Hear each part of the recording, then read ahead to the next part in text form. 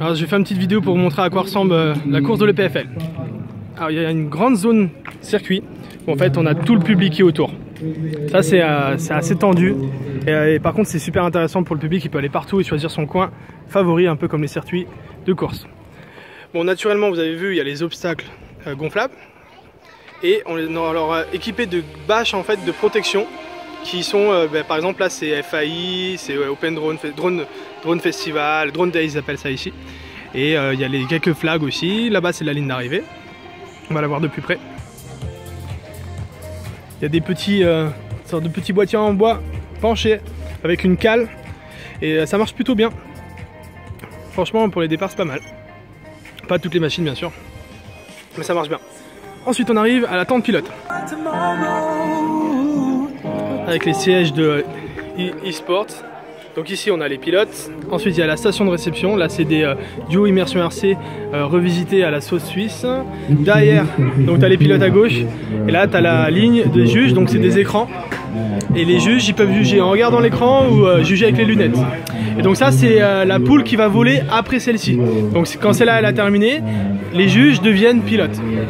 Such a good speaking as yours, man. Yes, no problem. I come back.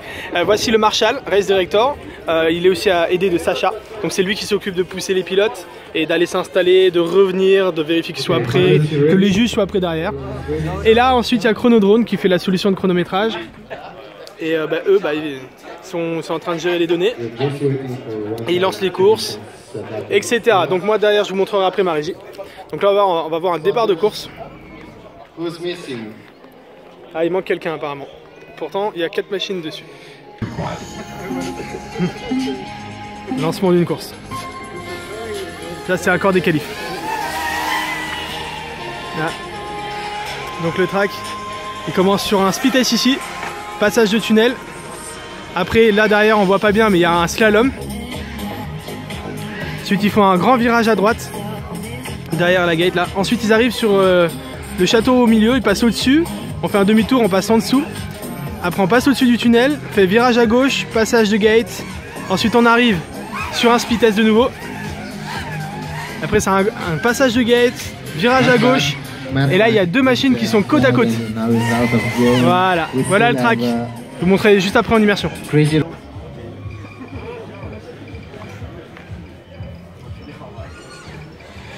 normalement, c'est déjà bon.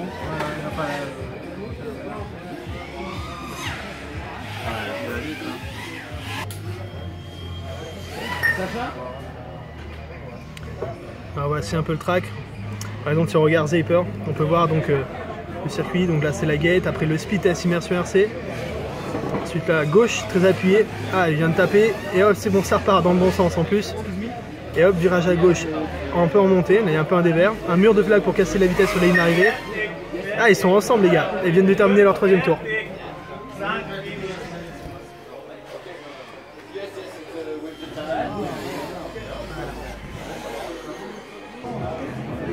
Et ça c'est la zone paddock qui est juste à droite en fait de la zone pilote. Bien sûr il y a les médias qui viennent expliquer ce que c'est le FPV Racing. Enfin non, c'est les pilotes qui expliquent aux médias ce que c'est. Et voici les pilotes qui attendent leur tour. C'est assez long hein, il y a plus de 60 pilotes. Les passages c'est un peu plus tous les 1h20, 1h30, c'est très long. Allez, je vais vous commenter cette course. Alors là il y a FPV Vader qui est furieux, il est là sur la 2e session. Il va essayer de faire un gros run puisque là pour l'instant il est pas encore bien classé à son goût. Alors c'est parti, on arrive déjà à la moitié du premier tour. Il arrive sur la partie télé, là, on appelle ça la télé en fait, sur la petite butte. Il est déjà ressorti, bon ça va plus vite que ce que je parle. Là speed test très bas en plus, là il a pris beaucoup de risques. Là c'est un premier tour très engagé par rapport au reste du rythme. Donc voilà, fin de premier tour. Et il va partir sur le 2e, donc speed test en bout de ligne droite. Virage appuyé à droite sur un tunnel. Oh, il a pris complètement à l'aveugle. Il a fait un rattrapage de justesse. Il est déjà sorti du slalom Chronodrone. Maintenant il retourne au niveau de la télé, il passe en haut. Il se retourne en bas. Ah, il a essayé de le serrer mais c'était... Ah voilà, c'était mal placé, il a tapé un flag. Donc normalement il va repasser l'obstacle. Donc il cherche l'obstacle. Bon bah il a continué un peu. Et il passe sur le speed test immersion RC. Il fait virage à gauche, donc c'est son 2e tour. Il va le terminer avec une erreur qui lui a fait perdre un peu de temps. Ah, il passe vraiment à fond. Les machines vont environ à 140, maximum 150 km/h. en l'espace de 1 seconde. C'est un des objets qui accélère le plus sur Terre. Hein.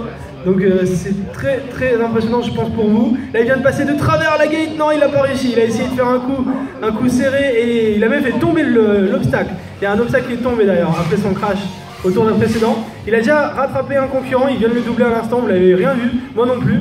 Et là il tape un obstacle à l'arrivée, il finit dans le filet. C'est dommage parce qu'il avait un très très bon run.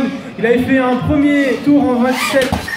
Oh là là, les machines comme vous pouvez voir, elles donnent tout là. C'est la deuxième session de qualif. Le but c'est d'aller le plus vite. Et tant pis si la machine s'écrase.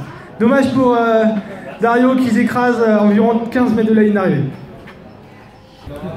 Et il y a Richard, membre RSA, c'est quoi ça? Oh, le petit Pim s'est failli. Allez, génial. Génial si jamais il écoute un peu le règlement. Et en parlant de règlement, on a peut-être une future classe. Ça, c'est la Freedom Class, ça vient d'Australie. C'est ça? Australia? Australia, yes. Bonjour, je m'appelle Chris. Ok. La Freedom Class. Je m'appelle Pablo et j'ai suivi votre projet depuis un moment. Et I follow your project since a while. So today, you think it's possible to make laps inside? No. No. No. We are flying at the other flight area. Yeah. But that was at 12:30 today and 12:30 tomorrow. Okay. Yes. Wow. And how many S you use? 6S, 3000 milliamp. Okay. So 500 grams. 500 grams. Ok, donc ça fait 500 grammes. Ah, c'est pas si lourd que ça. Hein. 4 or 5 minutes. C'est pas si lourd. Connex video. Pixhawk, GPS. Pixhawk? Yes. It's acro mode or stabilization? Acro. And also it has safety features so that when your controller disconnects, it automatically lands and it comes back to the landing area. Incredible. So when you finish the race, you just flick a button and it lands for you. No more going. Ok. Il explique en fait. When you mix mode 1 and mode 2, hein. Voilà, il explique que quand la course est terminée, elle peut revenir se poser toute seule. Thank you. Thank you.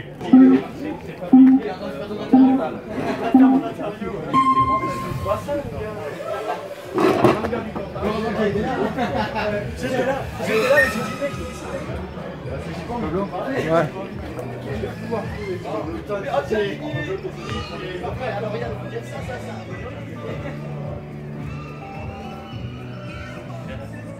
Ah. Fuck.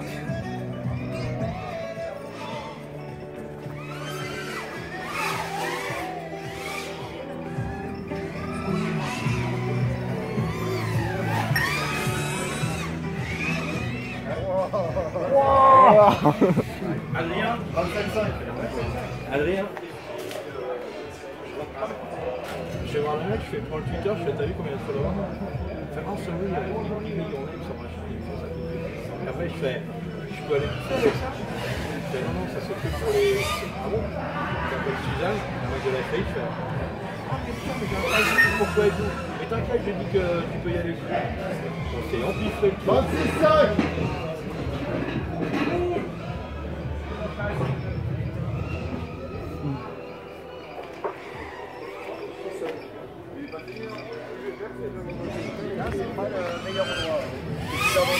Non!